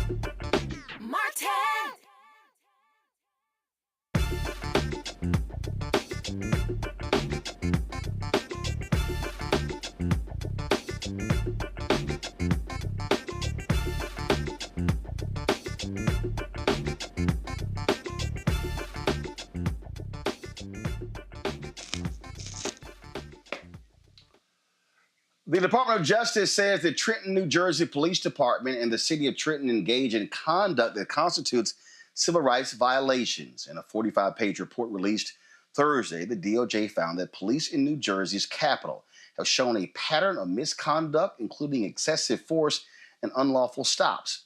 The report documents arrests without a legal basis, officers escalating situations with aggression and unnecessary use of pepper spray. This comes after a years-long investigation into the Trenton Police Department after an officer shot and paralyzed a young black man who attempted to drive away when officers didn't tell them why they stopped him. The Justice Department found the police department's practices violate the Fourth Amendment.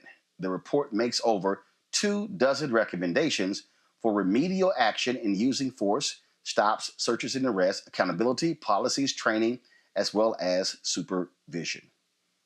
Folks, in Georgia family, they're waiting for a federal judge to make a decision regarding self-defense for the cop who killed an unarmed black man. A grand jury indicted now retired Atlanta police officer Sung Kim with felony murder, involuntary manslaughter, and violation of oath by public officer in connection with the shooting death of 21-year-old Janai Nelson. This took place in January 2019. Joining us right now is Gerald Griggs. He is the president of the Atlanta NAACP and also leads the state conference of the NAACP. Gerald, walk us through this. So explain here. So the defense is arguing that he shot him in self-defense. So there's a hearing on that as opposed to this actually going to trial and the jury making that determination? Yeah, so this has been a difficult case from its inception. Jimmy Atchison was unarmed and surrendering in a closet when he was shot in his face by then task force officer and Atlanta police officer Sung Kim. And it took almost 5 years to get the case to where it is right now. It went from state court to federal court for this exact reason. You get an opportunity to claim self-defense or immunity pre-trial. And so that's what Officer Sung Kim, through his attorneys, are arguing. And basically, he's saying he felt threatened by an unarmed man who was surrendering as he was coming out of a closet after receiving 2 orders to come out from different members of the federal task force. So it's a very difficult case for the family to sit through 2 days of an immunity hearing and listen to the evidence and listen to Sung Kim try to make the case that a federal judge should throw this out and it should not go before a jury. But we're hopeful that the federal judge will listen to all the facts, especially the fact that Jimmy was unarmed, and allow this case to proceed to a jury. Now, this is in federal court here. Now, it says he's now retired.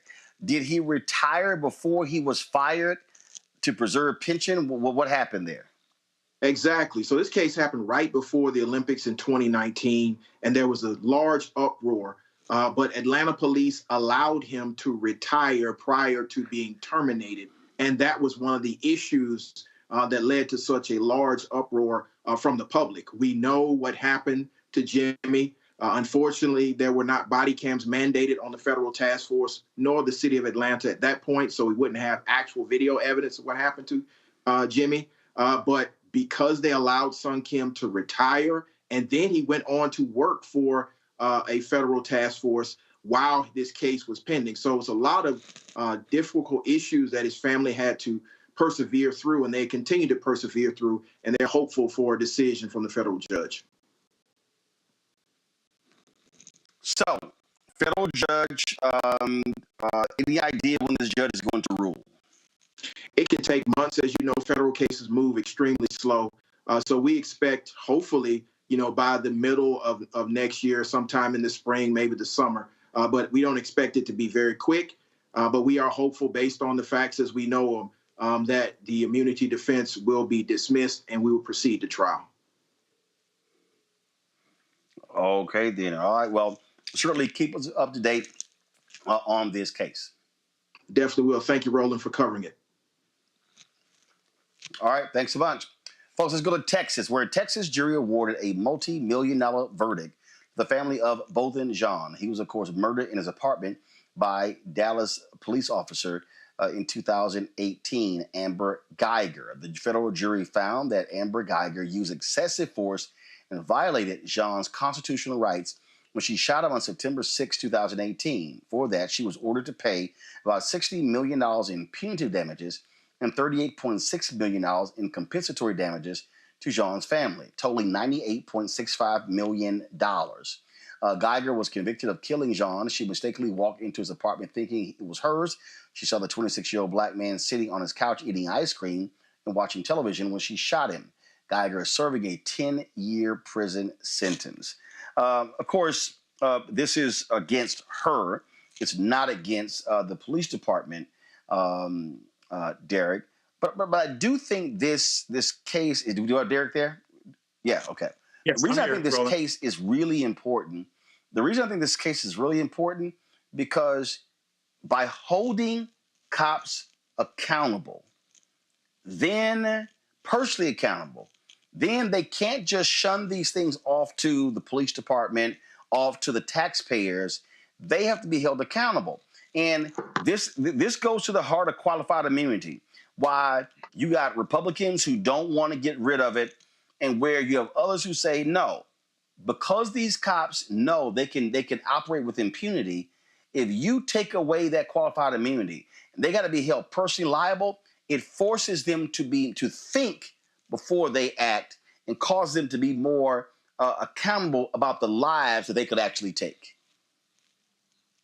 Absolutely, Roland. And I sort of see this as a lawmaker in two perspectives, right? Because on one side, it's great that this family was awarded $98.6 million, but it won't bring their loved one back. The other side, Roland, again, I'm going to continue to be alongside you about Project 2025. In Project 2025, they express giving police officers qualified and sovereign immunity. And what that means to your audience, Roland, that they will not be held accountable from a criminal or civil.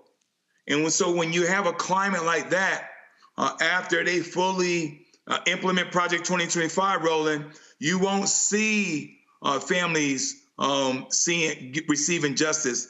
And here's the other part of the reality, Roland. Only 2% of police officers are held accountable. That means the other 98% of police officers are not convicted. They get a chance to retire or go off to another jurisdiction and become a police officer again. And so like I said, I'm sort of bittersweet on this. It's great the family received justice, but when Project 2025 is fully implemented, we're going to see these kind of trials not being realized, and families will not get justice. Lauren? You know what? I would have rather the police department get sued so that the family would actually get the money that they're owed to in an attempt to try to make them whole, which, of course, they can never be made whole because their loved one is gone forever. I found Amber Geiger's story to be completely and utterly ridiculous. It's absolutely ridiculous story. And typically on police departments, you know, they're trained, people are trained so often that the liability is with the department, of course, because you're not trained to come into the wrong apartment and shoot somebody eating ice cream. That is not what, you know, you're doing as part of your employment as a police officer. It's a ridiculous story from this woman. And, you know, suing her personally, of course, means that it's unlikely that that entire payout will happen. But at any rate, this is a really terrible, sad story, like so many others we've gone over and seen in this country. And, you know, I'm just kind of, you know, pissed off about this story because this is a dumb story. Her testimony in court was stupid, and she clearly was engaged in something ridiculous that, of course, she didn't want to fully admit to in court. So we heard that ridiculous story when this was in the news. Yeah. Joy? Yeah, we're in agreement here.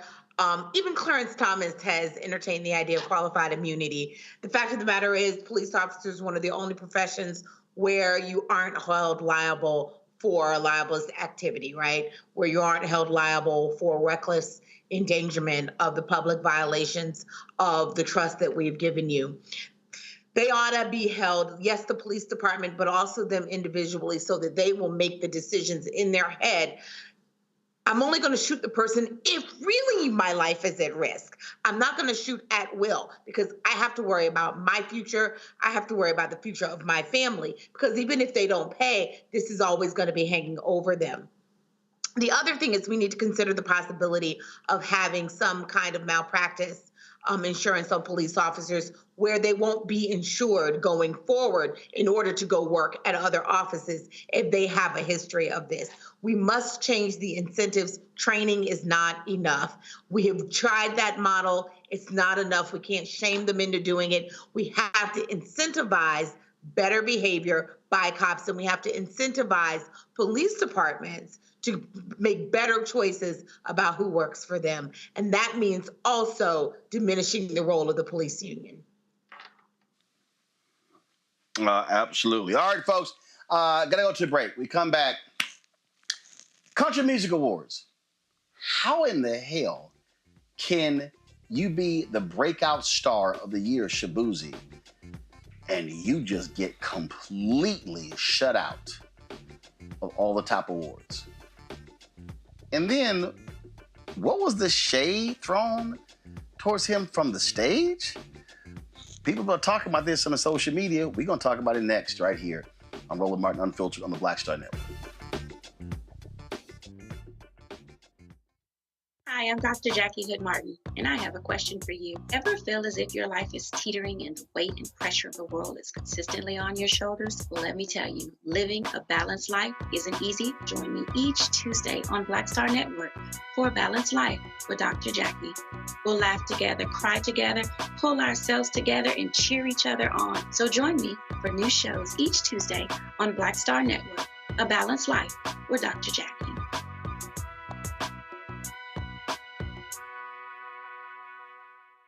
Pull up a chair, take your seat. The Black Tape with me, Dr. Greg Carr, here on the Black Star Network.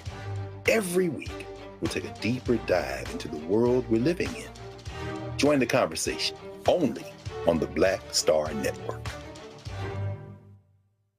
When you talk about blackness and what happens in black culture, covering these things that matter to us, speaking to our issues and concerns. This is a genuine people-powered movement. There's a lot of stuff that we're not getting. You get it, and you spread the word. We wish to plead our own cause, to long have others spoken for us. We cannot tell our own story if we can't pay for it. This is about covering us. Invest in black-owned media. Your dollars matter. We don't have to keep asking them to cover our stuff. So please support us in what we do, folks. We want to hit 2,000 people, $50 this month, raise $100,000. We're behind $100,000, so we want to hit that. Y'all money makes this possible. Check some money orders. Go to P.O. Box 57196, Washington, D.C. 20037-0196. PayPal is R Martin Unfiltered. Venmo is RM Unfiltered. Zelle is Roland at RolandSMartin.com.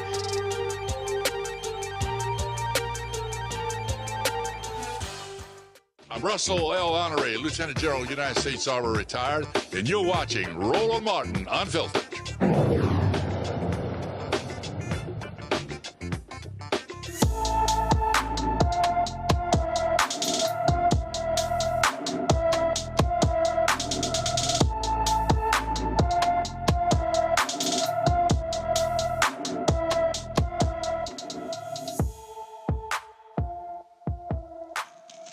All right, folks, Camilla Valentine has been missing from her Woodland Hills, California home since January 28th. The 17-year-old is 5 feet 8 inches tall, weighs 136 pounds, with black hair and brown eyes. Anyone with information about Camilla Valentine should call the Los Angeles Police Department at 877-275-5273, 275-5273. All right, folks, last night, the Country Music Awards took place, and Shabuzi, Black country music star, he was nominated for got the biggest song of the year. He was nominated for New Artist of the Year. He was also nominated so he was nominated for New Artist of the Year, Single of the Year, but he came up empty. Now, his was interesting. This guy named Trent Wilmot, who was the producer for Cody Johnson. Cody Johnson won Album of the Year. This is literally what dude says on the stage last night. It takes an army of people to make a great record, but I got to tell you, this is for this cowboy who's been kicking Shabuzi for a lot of years, y'all, Cody Johnson. Well, Shabuzi did not take kindly to that. He posted this photo on Instagram and Twitter as well, making it perfectly clear how he felt, like nobody is kicking me around. This is a guy who has broken the record he's had for 18 non-consecutive weeks, has been number one on the Billboard's Hot 100, okay? He's 1 week away from setting a new record, okay? He performed in the ceremony as well. And it was, of course, again, he's a huge breakout star. Of course, there were a lot of people who were highly critical of the CMAs because Beyonce, of course, big hit, and she got no CMA nominations as well. You also might remember when she performed during the CMAs. When she performed, she actually, huge ratings, but a lot of those racist folks did not like the fact that she performed, and they were ripping her online. They took that video down and eventually put it back up. It's got to be insane, Joy, to have a record-breaking year where you come on the scene and you take it by storm, and you have the hottest record, and you don't even win New Artist of the Year. Who the hell? I mean, look, this is racism in America. They have decided that we are not going to take country music again by storm, even though they came from us, right? That's why we have country music, is because of Black people, right? So they're not going to have it. They're not going to allow it. And they're going to diminish our artists. But the truth is, and they know it too, they can't diminish our artists because their own viewers are listening to our artists. And they're crossover, and they're taking the country music by storm. There is nothing they can do about it. The only thing they can do is try to deny them some award, frankly, some silly award that at this point is continuing to make itself less and less relevant because it doesn't reflect what is obviously happening here. It also means that we're going to have to diversify who's making a decision about who wins what awards and who doesn't win the awards. None of this is a surprise. Shabuzi, Beyonce, they're not grieving. They're just fine. I love that big smile he had. The song is a bar song, Tipsy. And again, the caption of that photo, go ahead and show it again. He said, "Ain't nobody kicking me." And to me, that was the appropriate response, Lauren. And guess what? You may not bring home the awards, but hey, when you racking up the dough, you rack up the money, and there's no doubt that he is indeed a major star. He's also up for 5 Grammy Awards. And so let's see what happens at the Grammys. Yeah, the Country Music Association is made up of, 6,000 people. which is a relatively small amount of people when we talk about the metrics of music, when you can sell into the millions.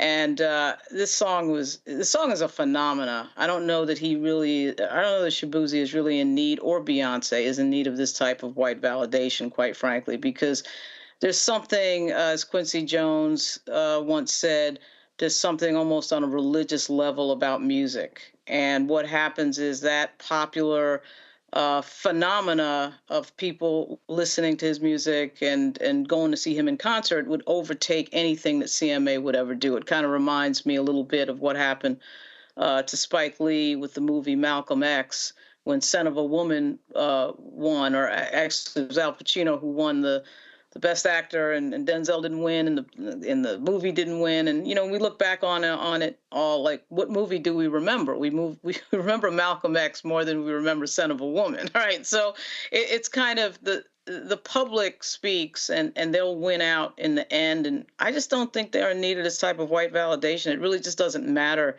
They're overtaken by the numbers. They're overtaken by the fame that they'll get from their music. And shout out to Shabuzi. He's got a Virginia connection. He was born in Woodbridge.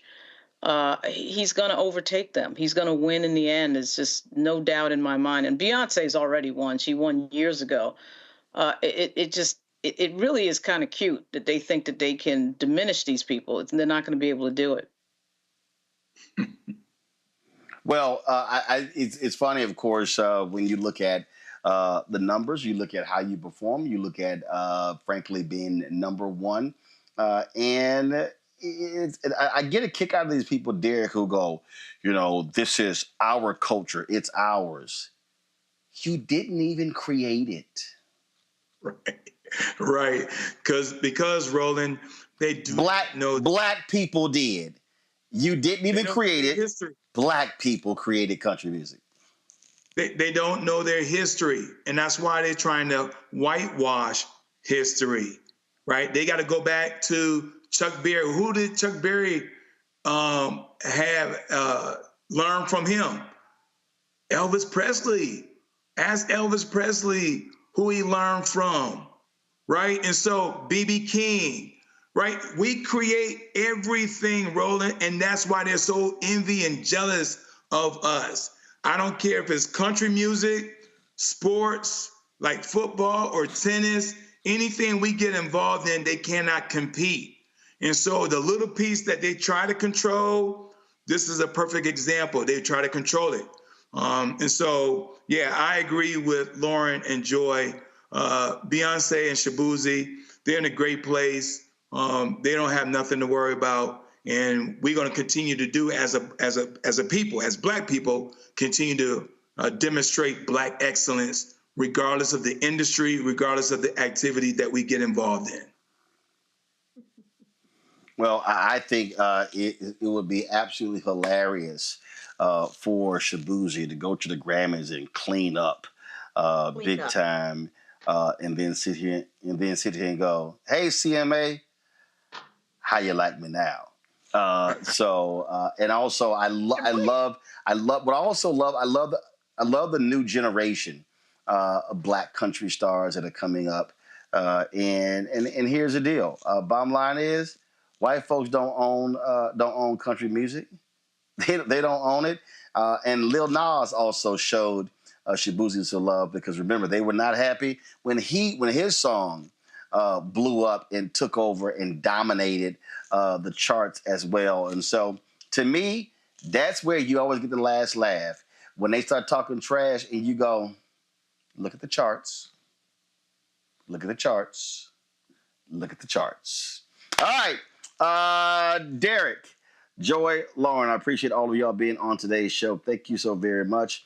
Folks, that is it for us. I'm going to be back in studio tomorrow, so I appreciate the folks at Coca-Cola, working with them. There's a project we were working on with them regarding HBCUs. We're going to share a lot of that with you later. And so thank you so very much, folks. That is it. Don't forget, support the work that we do. The work that we do here is critically important, speaking to the issues and covering the stories that matter to you. And look, we target an African-American audience, but I appreciate the fact that we have white fans, we have Latino fans, we have Asian fans, Native Americans who watch the show as well. because we're also speaking true to the issues that matter as well. Your support is vital for us to keep doing this work. We do not have millionaires and billionaires covering what we do. We don't have any of that. And so we survive and thrive on those $1, $5, $10, $25, $50 donations, some that are 100 or more, and we appreciate all of you. And so it absolutely matters. Let me do this here. Keenan, if you sent me the folks who've given the Cash App, but let me go ahead and do this here. Let me shout out the people who've given via Venmo. Christopher Curry, thank you so very much. Tawana Smith, Pamela Walker, Robert Woods Jr., William Mitchell, Janet Griffin, Sherelle Lowry, Delaney Smith, Ayana Lang, let's see here, Randy Lucas, Curta DeHaan, Link Cole James, Son Sheree Gowder, Gillian Richards Greaves, Samuel Edaho Aket, Natalie Moore, Lisa Spivey, Kip Layer. Thank you, all of you, for giving via Venmo. So let me see here. Let me look at Zelle. Let me let's see here. LJE, LLC, Rhonda Johnson. Thank you so very much. Barbara King. Let me shout out Tammy Vining. Thank you so very much. Bradrick Bennett, I appreciate it. Let's see. Robin Fames, thank you so very much as well. Let me see here. Eunice Malath, thanks a lot. Samantha May Piggy, thank you so very much. Troy Balance, Lisa D. Tibbs, thank you so very much. And give me 1 second. Let's see here. Give me 1 second. I'm going to also thank L. Carson, Henry Garrett. Thank you so very much as well. Thank you for all of you for contributing, doing the show. We appreciate all of you for supporting the work that we do. All right, folks, if you want to give via Cash App, use the QR code from Stripe, okay? This is the easiest way. I know it's a pain. It's not as easy how it used to be. Cash App changed all of their rules. They got rid of all of our accounts because they changed their rules. And so if you want to give Cash App, this is the best way to do so. So use that QR code to do Stripe. Send your checking money order to P.O. Box 57196, Washington, D.C. 20037-0196. PayPal is R Martin Unfiltered. Venmo is RM Unfiltered. Zelle, Roland@RolandSMartin.com. Roland@RolandMartinUnfiltered.com. Also, be sure to support us by downloading the Black Star Network app. iPhone, Apple, first of all, Apple phone, Android phone, Apple TV, Android TV, Roku, Amazon Fire TV, Xbox One, Samsung Smart TV. Be sure to get a copy of my book, White Fear, How the Browning of America is Making White Folks Lose Their Minds, available at bookstores nationwide. Also, of course, you can support us by downloading the Audible version. I read it, so you can get that on Audible as well. Don't forget also, folks, we want you to download Fanbase, invest in Fanbase. If you go to startengine.com/Fanbase to get more information. The goal, of course, is to move the $17 million raise to be able to build this social media app and build it up. It is Black-owned social media app founded by Isaac Hayes III. And so please do that as well. All right, folks, that's it. I'll see you tomorrow. Y'all take care. Holla! Start Network is here. Oh, no punch! I'm real revolutionary right now. Thank you for being the voice of Black America. All momentum we have now, we have to keep this going. The video looks phenomenal. See, there's a difference between Black Star Network and Black-owned media and something like CNN. You can't be Black-owned media and be scared. It's time to be smart. Bring your eyeballs home. You dig?